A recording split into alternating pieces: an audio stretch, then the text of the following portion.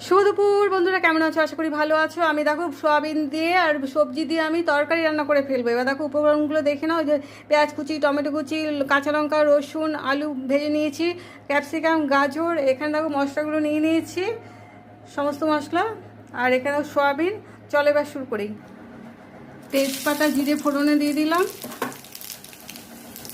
এবার দিয়ে দেবো পেঁয়াজটা একটু ব্রাউন করে ভেজে নেবো। তারপর পরপর সব উপকরণগুলো সমস্ত রসুন দিয়ে দেবো, ভালো করে ভেজে নেবো, একটু ব্রাউন করে ভেজে তারপর সয়াবিনটা দিয়ে দেবো। আদাটাও দিয়ে দিচ্ছি, টমেটো কুচি।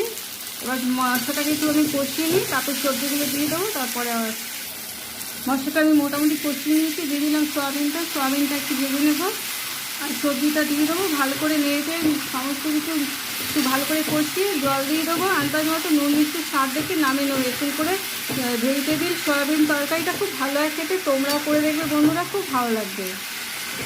ওকে বন্ধুরা, দেখো আমার এখন ভেজিটেবিল সয়াবিনের তরকারিটা এখন রেডি হয়ে গেছে। আমি এখন মিষ্টি দিয়ে দেবো।